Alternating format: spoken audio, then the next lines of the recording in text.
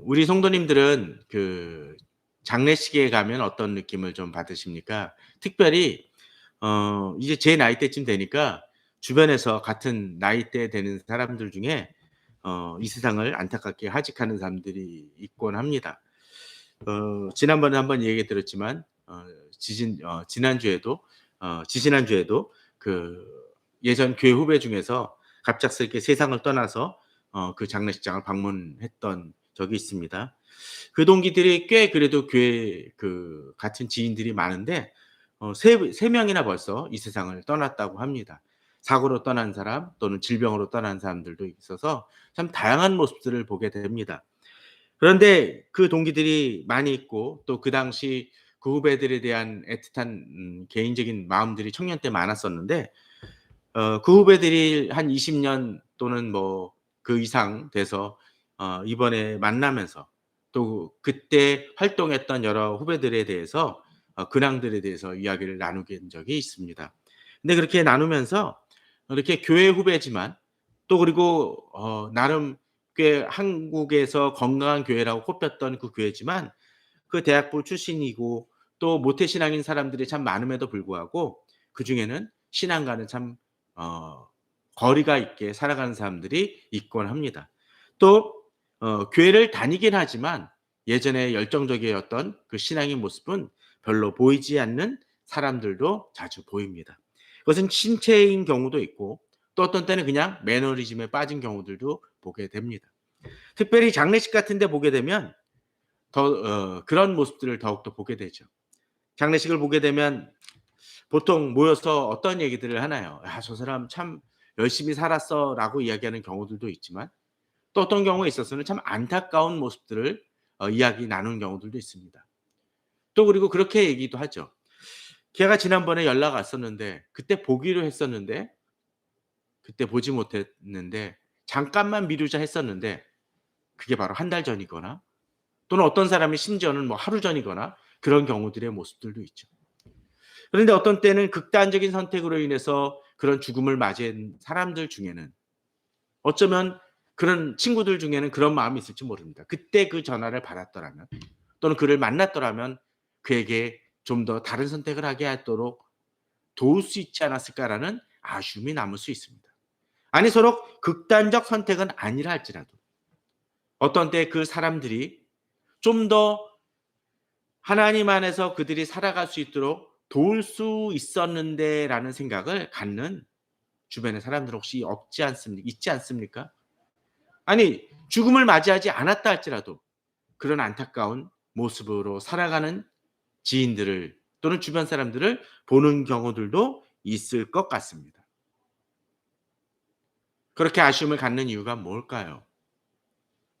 어쩌면 내가 어떤 기회가 주어졌을 때 이런 얘기를 하면 좋지 않았을까 했지만 그러지 못하고 다음번에 얘기하지. 또는 그런 얘기를 하면 상대방이 불편하게 여길까 봐 그것을 미룸으로 인해서 어떤 때는 그런 문제가 발생되어지는 경우들도 종종 보게 됩니다.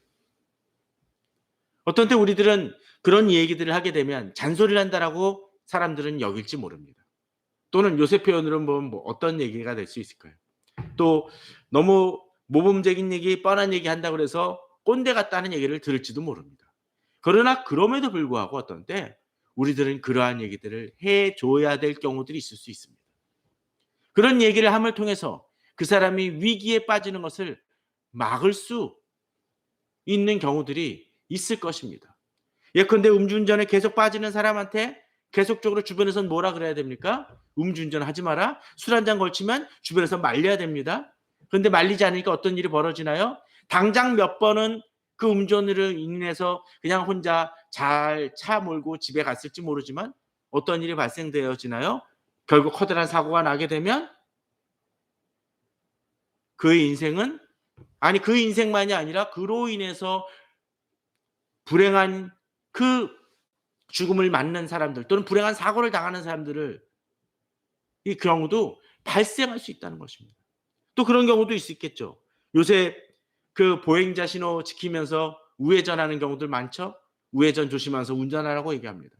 그런데 보게 되면 아무도 없는 것 같아서 우회전 표시를 무시하고 가다가 어떤 일이 벌어지죠? 최근에도 그런 일이 벌어지지 않았습니까? 어떤 때는 우리에게 너무나 당연하고 또는 어떤 때는 답답한 그 교훈 같지만 그것을 다시 되새김을 통해서 우리에게 닥치는 불행한 일 또는 내가 다른 사람에게 미치는 그 불행한 결과들을 막을 수 있을 때가 있곤 합니다. 그리스도인들에게 있어서 신앙이란 바로 그런 것일 것 같습니다. 남들이 보기에는 답답해 보이고 신앙인들은 저렇게 살아가나? 또는 같은 신앙인이지만 너무 옛날 사고방식으로 살아가는 것 아닌가라는 생각이 드는 그런 경우들도 있을지 모르지만 어떤 때 우리들은 붙들어야 될 것을 붙들지 않는 세대가 지금의 세대는 아닌가라는 생각을 해봅니다. 그런 차원에서 저들은 이제 가정의 달에 특별히 훈계의 무게라는 제목으로 말씀을 나눠봤으면 합니다. 특별히 잠언은 그러한 얘기들이 반복되어집니다. 어떤 때는 똑같은 얘기를 계속적으로 다른 방식으로 자꾸 얘기를 합니다. 옛날 얘기 같고 이것은 이 시대는 안 맞아라고 얘기할지 모르지만 우리들이 이 말씀을 붙듦을 통해서 진정으로 어떤 것을 붙들고 살아가야 될지를 한번 생각해 보는 시간이 되기를 바랍니다. 오늘 잠언 23장 12절에서는 이렇게 얘기합니다. 훈계에 착심하며 지식의 말씀에 귀를 기울이라고 되어 있습니다. 훈계에 착심하라는 건 뭡니까? 아주 강력하게 그 바라보고 그러라는 얘기죠. 말씀에 뭐 하라고요? 귀를 기울이라고 되어 있습니다. 그런 경우들 있죠. 아이가 이제 학교를 갑니다. 그럼 부모님들이 뭐라 그러나요? 너 저기 길 건널 때 조심하고 신호등 꼭 확인해. 그리고 차가 오나 안 오나 양쪽 살펴보고 가라고 이야기를 합니다. 또 주변에 어떤 이상한 사람들이 있으면 조심해라고 이야기를 합니다. 너무나 매번 하는 얘기지만 그로 인해서 아이들은 그냥 건성으로 듣는 경우들도 많이 있습니다.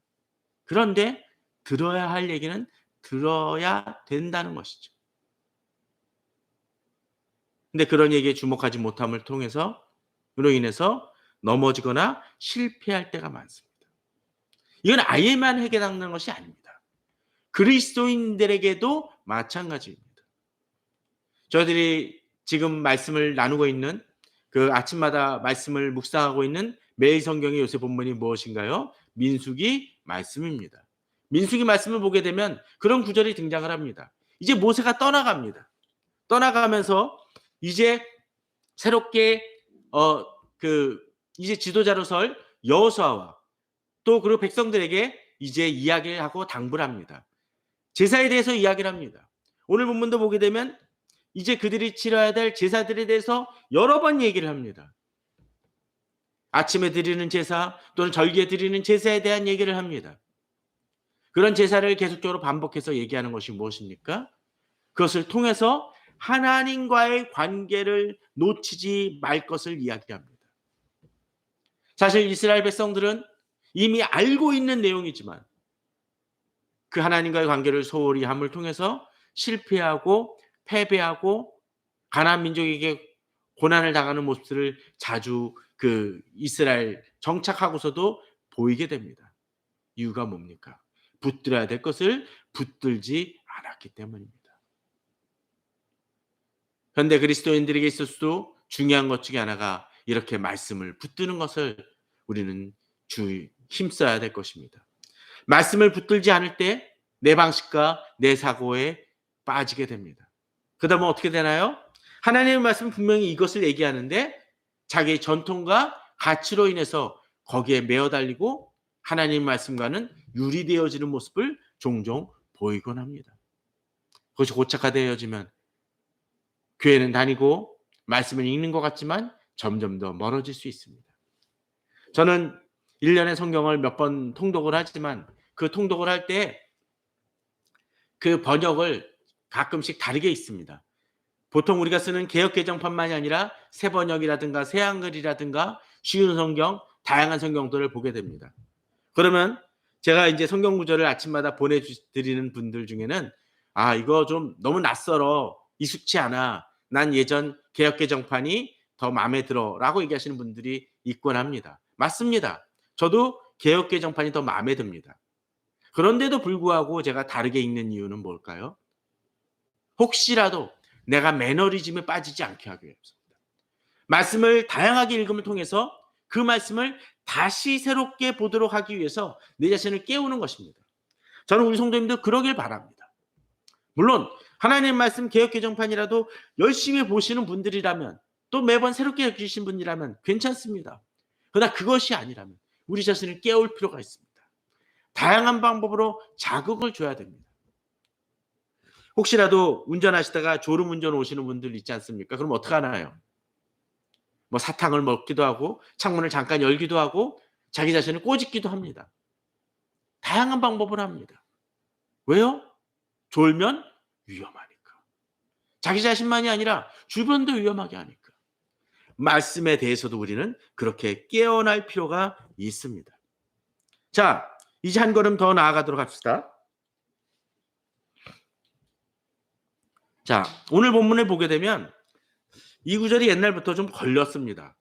자, 뭔가요? 아이를 훈계하지 아니하려고 하지 마라. 여기까지 좋습니다. 아이들에게 훈계할 수 있죠. 그런데 그 뒤에 뭡니까? 채찍으로 그를 때릴지라도. 요새처럼 만약 이렇게 하면 뭔가요? 아동 학대로 인해서 방금 문제가 될 것입니다. 근데 옛날에 그 유명했던, 아마도 제 나이 또래나 그 이전 분들은 기억하시겠지만 옛날에 초원의 집이란 드라마가 있었습니다. 미국 드라마죠. 보면은 이렇게 아름다운 음악이 나오면서 약간 언덕진 곳에서 아이들이 뛰어내려오는 장면이 등장을 합니다. 제일 막내가 확 튀었다가 확 아주 넘어져 가지고 그 일어난 다음에 천천히 아주 조심조심 내려오는 그 씬으로 시작되어지는 그 드라마입니다. 근데 거기 보게 되면 그 약간 그 빌런에 해당, 요새식으로 얘기하면 빌런에 해당되는 여자아이가 있는 그 집안이 있습니다. 맨날 이렇게 얌체짓을 하다가 그 아빠한테, 아빠는 좀 괜찮은 분이신데 적발이 되면 뭐 하나요? 혼나게 되면 그 아버지가 혁대를 들고 나오는 장면이 가끔 나옵니다. 예전에는 그랬었어요. 저는 그것이 옳다라는 얘기를 드리는 것들이 아니라 그 당시 방식으로는 그랬어요. 그런데 여기서 채찍으로 그를 때릴지라도라는, 채찍으로 그를 때려서 깨우치라는 데 초점이 있기보다는 뭡니까? 아이를 훈계하는데 어떤 때는 강하게 얘기하고 이것을 바로잡으려고 힘쓸 필요가 있다라는 것입니다. 가끔 영화에 보면은 그런 장면이 등장을 하죠. 어느 아이를 보호하기 위해서 어느 킬러라든지 어떤 그 액션 배우가 등장을 합니다. 그런데 이 사람이 믿을 만한 사람인지 아직은 모르는 상태니까 이 아이는 반항을 하죠. 그러니까 악당들이 몰려오고 총을 들고 오니까 이 주인공이 보통 어떻게 하나요? 그 아이 손을 잡고 강하게 끕니다. 그러면 그 아이의 대사가 보통 뭔가요? "아파요." 라고 얘기를 합니다. 자, 그럼 어떻게 해야 될까요? "자, 그래 너무 아프니 내가 봐 줄게. 네 가고 싶은 대로 가." 라고 이야기하는 것이 타당할까요? 아니죠. 목숨을 구하기 위해서는 어떡합니까? 강하게 붙들어야 됩니다. 만약 다리에서 어떤 사람이 투신하려고 뛰어내리려고 합니다. 그때 어떻게 해야 되나요? 우리는 그 사람의 손을 붙잡고, 또는 어떤 때 뭐 옷이라도 붙잡고 강하게 찰 겁니다. 그 사람이 아프건 말건, 심지어 혹시라도 팔이 빠지더라도 어떻게 해야죠? 붙들어야 됩니다. 바로 그것을 얘기해 줍니다. 채찍으로 그를 때릴지라도, 당연히 때려야 된다는 것이 아니에요. 때려서라도 어떤 때는 바로잡고 죽지 않게 하는 것이 채찍으로 아픈 것보다는 낫다는 것이죠. 훈계는 바로 그런 것입니다. 예전에 후배들한테 상담하다 보면 가끔 그런 얘기를 하는 사람도 있습니다. "형, 선배님이 그렇게 얘기하면 제가 아파요." 제가 때렸습니까? 아니죠. 말로 아픈 겁니다. 그런데 제가 뭐라고 답변합니까 보통? 그럴 때는 전 그렇게 얘기합니다. "그래, 아프라고 한 얘기야." 아프라고 한 얘기는 뭐 어떤 것입니까? 찔러서 상처 주기 위해서입니까? 아닙니다. 그가 깨닫게 하기 위해서 자극을 주는 것입니다. 지난번 장례식 갔을 때도 그 후배들 중에 자기 친구한테 이 세상을 떠나는 친구한테 이런 얘기를 했다고 그러더라고요. 뭐 이제 이렇게 하다 보면 아픈 얘기도 하게 되고 상처 주는 얘기도 했다라는 얘기를 합니다.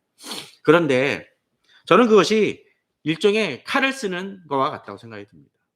조폭이 칼을 쓰면 뭐 합니까? 같은 메스를 들어도 흉기가 됩니다. 그러나 의사가 들면 뭐 하죠? 그거는 상처를 째고 치료하는 것입니다. 말량은 그렇습니다. 나를 비난하는 사람들이 하는 얘기는 어떻습니까? 그거는 공격이에요. 나를 죽이려고 하는 겁니다. 그런데 내게 조언을 하는 사람은 어떻습니까?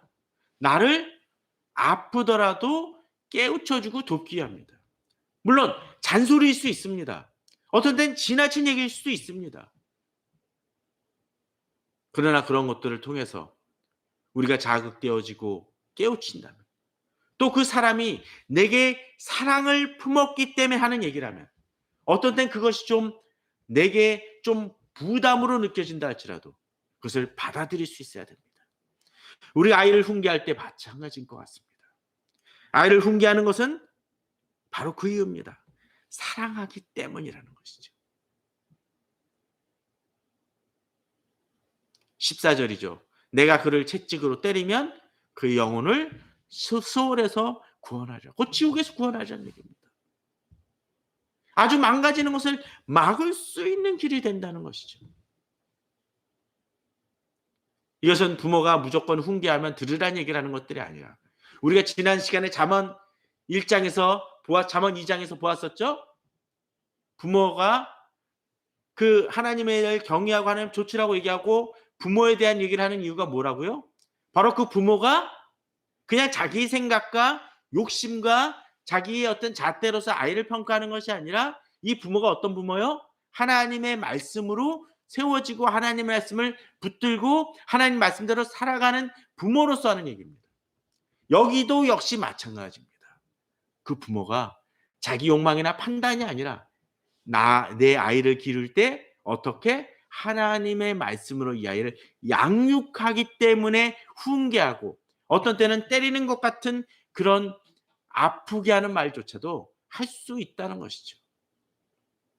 그런 점에서 이 시대는 이 훈계를 좀 회복해야 될 때일 수도 있을 것 같습니다. 몇 가지는 아니라 할지라도 어떤 때는 그 훈계가 개인적인 어떤 생각이나 판단이 아니라 하나님의 말씀을 통한 그 훈계가 회복되어야 될 때라는 생각도 해봅니다. 그러기에 그 잣대가 하나님 안에 세워졌기에 본문은 어떻게 되어 있습니까? 내 아들아, 만일 내 마음이 지혜로우면 곧 내 마음이 즐겁겠고, 만일 내 입술이 정직을 말하면 내 속이 유쾌하리라. 이것은 육신의 부모이기도 하고 하나님 입장에서도 그렇다는 것입니다. 내 마음이 지혜로우면. 계속 어리석게 행동하는 그 자녀를 볼 때마다 부모는 얼마나 마음이 아픕니까? 마땅히 이렇게 가야 되고 그렇게 가면 망하는 길임에도 불구하고 그 아들이 그렇게, 그 자식이 그렇게 서 있으면 그 부모는 마음은 안타깝습니다. 그러나 그 자식이 지혜로우면 부모의 마음은 즐거울 수 있습니다. 단순히 내 이기심입니까? 아닙니다.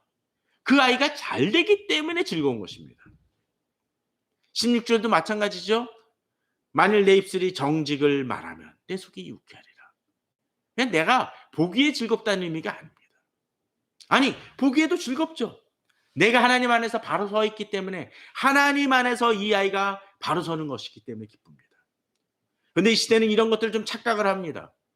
최근에 무슨 유명한 드라마에서 그런 장면이 나오죠. 자기 자녀를 자꾸 의대를 보냅니다. 의대를 보내려고 열심히 고등학생 아이한테 얘기를 합니다. 그런데 이 아이는 뭘 원하죠? 딴 과목을 원해요. 딴 쪽으로 가고 싶어 합니다. 부모의 마음대로, 부모의 욕망대로 이 아이가 만약 의대를 가게 된다면 부모의 마음은 즐거울 것입니다. 그러나 그 즐거움은 누구의 즐거움입니까? 자기 욕망에 대한 즐거움이지 이 자녀의 기쁨과는 아무 상관이 없습니다. 그러나 하나님 말씀 속에서 우리가 진정으로 정직을 말하고 지혜로울 때, 또 그것이 궁극적으로 이 아이에게 기쁨이고 즐거움이고 행복이기에 15절 16절은 바로 그러한 점을 우리들에게 가르쳐 주고 있습니다. 자, 그러나 그렇지 못한 삶이 있을 수 있고 또 그렇게 유혹하는 모습들이 우리 주변엔 많이 있습니다. 자, 17절입니다. 내 마음으로 죄인의 형통을 부러워하지 말고. 그럴 때가 있습니다. 내가 보기에는 저게 더 만족스럽고 즐거워 보일 때가 있습니다. 또 그렇게 할 때 진정으로 내 장래가 잘 되고 소망이 끊어지지 않을 것이라고 얘기합니다. 본문은 바로 그런 것을 얘기해 줍니다. 하나님의 말씀을 붙들고 나아갈 때 세상이 아니라 세상의 어떤 당장 성공하는 것 같은 것을 집착할 때 그 사람은 망가집니다. 그러나 우리는 거기에 초점을 맞추지 말고 누구에게? 여호와를 경외하라는 것입니다. 우리가 지난 시간에 보았던 그 말씀처럼 우리들이 여호와를 경외할 때 우리는 세상이 주는 즐거움 속에 머물지 않게 됩니다. 그럴 때 장래가 있다고 됩니다. 소망이 끊어지지 않을 것이라고 얘기합니다. 당장은 뭐가 더 성공하는 것 같습니까? 죄인의 형통이 더 잘 되는 것 같습니다. 우리는 진정한 지혜를 얻어야 됩니다. 바른 판단의 기준을 얻어야 됩니다. 자, 그러면서 우리가 경계해야 될 것을 얘기하죠. 술을 즐겨하는 자들, 고기를 탐하는 자들과 더불어 사귀지 말라.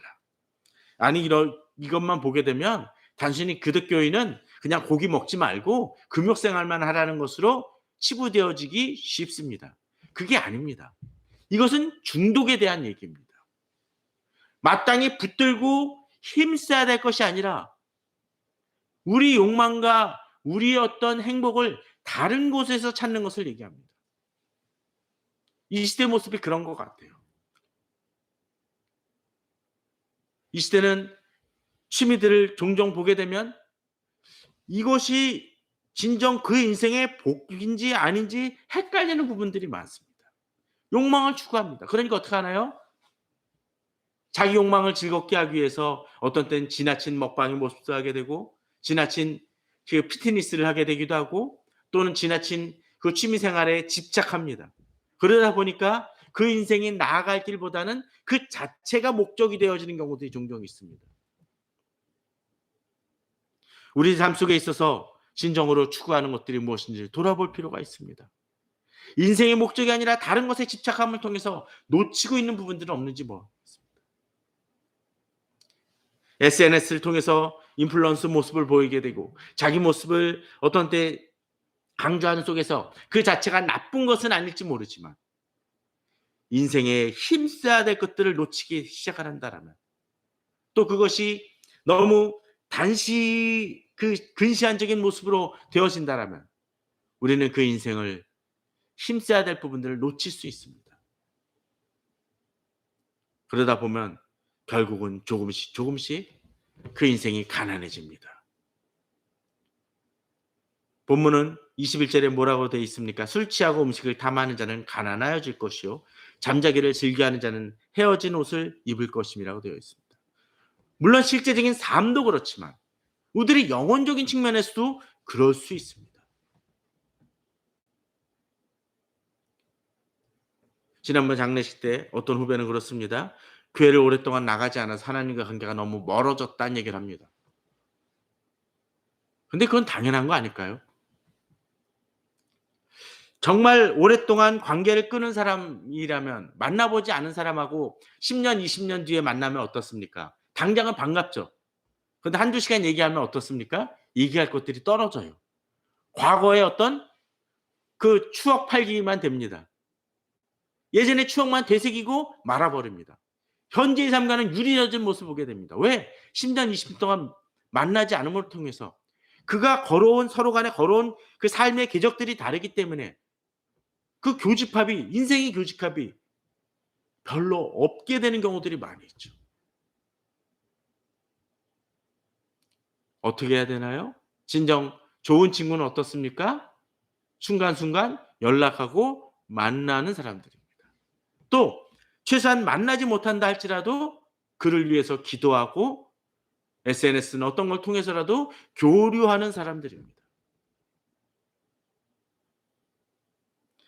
진정으로 우리들이 무엇에 힘쓰고 있는지를 돌아봐야 됩니다.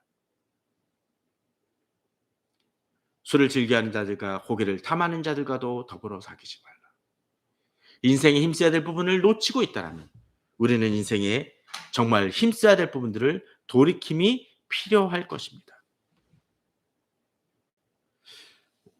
원래 오늘이 이제 14일이니까 교회 주일로 따지면은 그 달력으로 보게 되면 5월 15일이 보통 언젠가요? 그 교사의 날, 스승의 날이죠.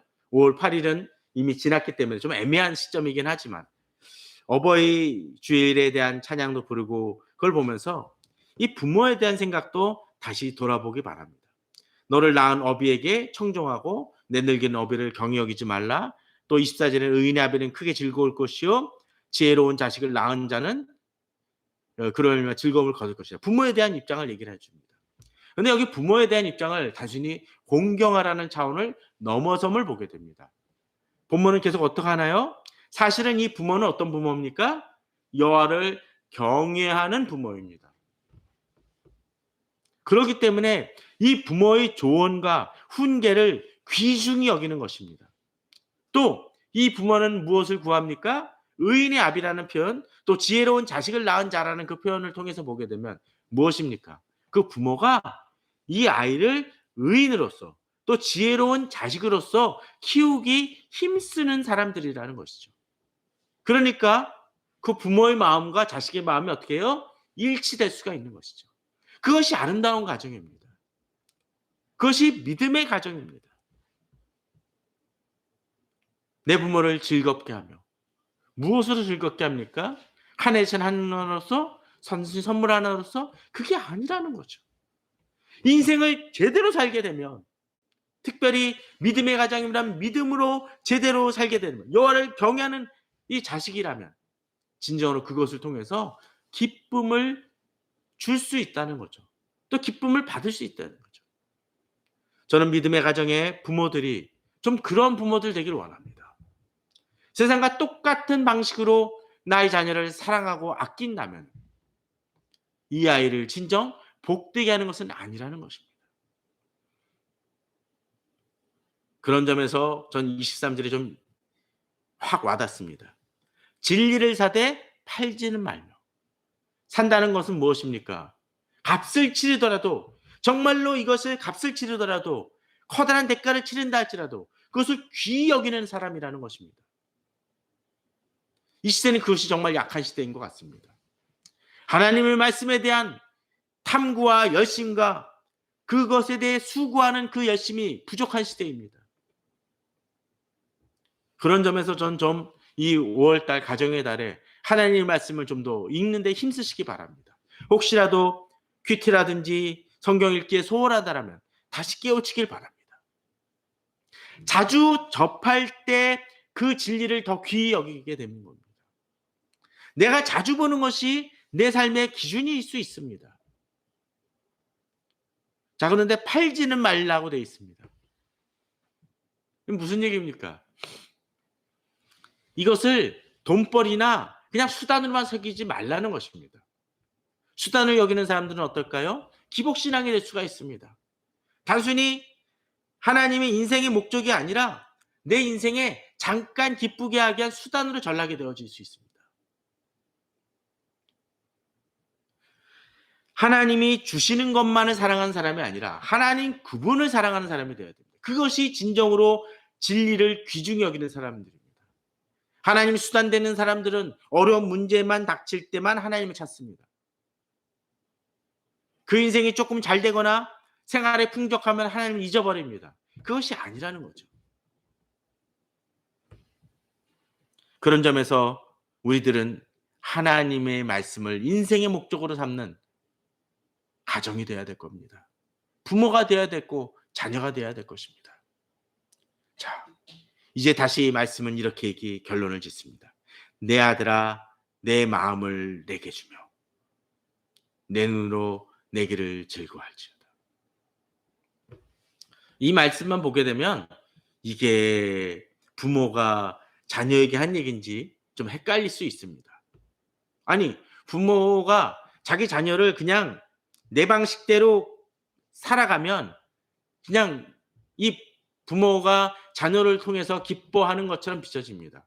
그냥 내 자녀가 내가 원하는 대로만 키워주면 잘 커가는 것처럼 비춰질 수 있습니다. 아니라는 거예요. 앞서 제가 계속 얘기를 드렸죠. 이 부모가 훈계를 하지만 그 훈계는 누구의 것이요? 하나님으로부터 나오는 것입니다. 그리고 어떻게 하나요? 하나님의 마음과 부모의 마음이 교집함이 많아져서 거의 하나 되다시피 하는 것입니다. 그것이 믿음의 가정의 부모입니다. 내 아들아 내 마음을 내게 주며라는 얘기는 부모의 입장이기도 하지만 또 누구? 바로 하나님의 입장입니다. 그 하나님께서는 지금도 우리에게 말씀하십니다. 내 자녀야 내 마음을 내게 주라. 하나님의 마음과 우리의 마음이 하나 되어지는 것이죠. 또 내 눈으로 시각이 어떻게 돼요?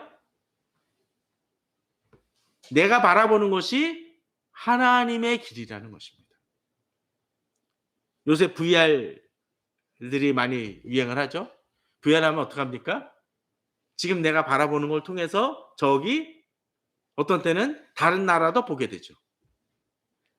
또 바디캠 같은 거 있죠. 바디캠 같은 거면 어떻습니까? 바디캠이 온라인 연결되면 어떻습니까? 어느 사람이 막 걸어가게 되면 그 사람이 바라보는 것을 누가 바라봅니까? 내가 바라봅니다. 모니터로서요. 하나님과 내가 일치된다는 것은 바로 그런 것을 얘기하는 것 같아요. 하나님의 시각으로 또 하나님의 길을 내가 바라봄을 통해서 하나님의 마음과 나의 마음이 하나 되어지는 것이라는 것입니다. 하나님의 마음으로 하나 되어진 부모, 하나님의 마음으로 되어진 그 부모의 그 눈이 나의 눈과 되어질 때 온 가정이 어떻게 됩니까?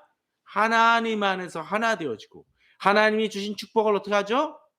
모두 다 함께 그대로 받는 모습이 보여집니다. 마치 그런 것 같아요.